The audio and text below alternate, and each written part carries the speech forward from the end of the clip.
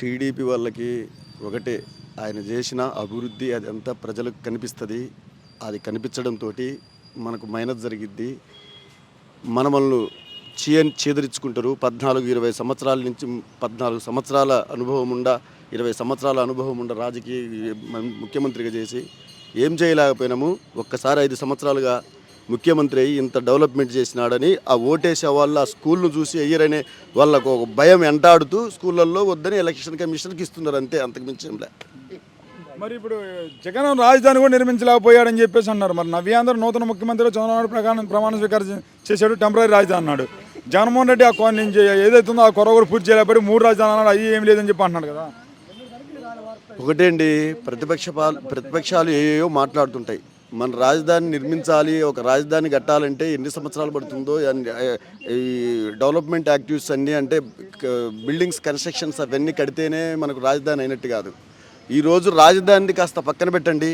మీరు మన భారతదేశంలో 23, 24 మొత్తం అన్ని రాష్ట్రాల్లో తీసుకోండి.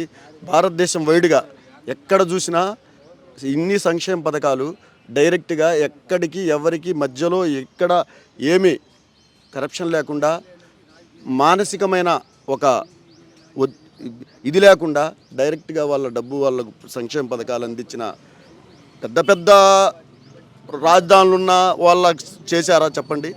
రాజధానులు కట్టాలంటే అంత ఈజీగా ఏ పని కాదు. మనం అదేదో తాత్కాలికంగా మాట్లాడుకోవడం కాదు. ఆ కన్స్ట్రక్షన్స్ ఎందుకు జరగాలంటే ఇప్పుడు కాదు. ఇప్పటికే చాలా మనం విశాఖపట్నం పెట్టుకొని కొన్ని అక్కడ కారిడార్స్ ఇవన్నీ డెవలప్మెంట్ కొంచెం వేరే ఇండస్ట్రీలన్నీ రావడం కొంతవరకు ట్రై చేస్తున్నాడు. అయినా మనకు రాజధాని ఇవ్వండి, మొత్తం సంక్షేమ పథకాలు నీకు ఏ రాష్ట్రంలో ఇచ్చారు? ఏ రాష్ట్రమో చెప్పండి. నాడు నేడు కింద ఇప్పుడు మీరు సంక్షేమ పథకాలు అన్నారు. మీరు ఎందుకు జనాలు సోమరులు అవుతున్నారని చెప్పి చంద్రబాబు నాయుడు అంటున్నాడు. జనాలు సోమరపోతులు, సంక్షేమాలు ఇస్తే సోమరపోతులు గారండి. నిన్న అతను చెప్పాడు చూడు, మందు మంచిది ఇస్తాను, మందు దాపించండి, ఇవన్నీ చెప్పింది సోమరిపోతుంది. ఎప్పుడైతే గ్రోత్ జీడిపి పెరగాలంటే ఈ డబ్బు అనేది పేదవాళ్ళ కాడి నుంచి రావాలండి. ఉన్నోడు ఉన్నట్టుండి పేదవాడు లేక తిండికి లేక సస్తా ఉంటే ఉన్నోడి డబ్బు వాళ్ళ ఎన్ని ట్యాక్స్ రూపంలో తీసుకొచ్చి పేదోడిని డెవలప్మెంట్ చేస్తుంది సోమరిపోతా. ఉండోడికే కట్టబెట్టి రాజధాని పక్కన భూములన్నీ కొని అసైన్మెంట్ కొని వాళ్ళకి ఎక్కడెక్కడో అమెరికాలలో, స్విట్జర్లాండ్లలో, ఐర్లాండ్లో ఉండోళ్ళు తక్కువ రేట్లకు కొని ఇక్కడ రాజధాని అని ఒక భూసి చూపించి వాళ్ళకు డెవలప్మెంట్ చేసి పెద్దోళ్ళని చేస్తే అది మంచిదా? ఈ లేని వాళ్ళకు డబ్బు వేయడం సంక్షేమం సోమరిపోతున్నామా? ఒక మాట, మరి ఇప్పుడు లేని వాళ్ళగా అని చెప్పాను కదా, మరి ఏదైతే ఉందో ఒక టిప్పర్ డ్రైవర్కి ఏదైతే ఒక ఉపాధి కూలీకి జగన్మోహన్ రెడ్డి గారు ఎమ్మెల్యే టికెట్స్ ఇచ్చారు కదా, మరి చంద్రబాబు నాయుడు ఎందుకు వాళ్ళకి ఇవ్వడం అని చెప్పి ఎద్దేవా చేస్తున్నాడు. ఈ పేదలందరూ జగన్మోహన్ రెడ్డి పక్కన ఉంటారు. నేను కూడా పేదోళ్ళకి ఇవ్వాల్సి వస్తుంది. పేదోళ్ళు వస్తే రేపు నాకు ఇబ్బంది అయింది, నా ముఖ్యమంత్రికే సీటుకే ఎసరైద్ది, ఎస్సీలు ఎస్టీలు బీసీలు వస్తాయని అతనికి ఒక భయం పట్టుకొని పేదోళ్ళకి ఇస్తుండు అంటుండు. అతను ఇవ్వచ్చు శాత అయితే, వాళ్ళ మీద ప్రేమ ఉంటే.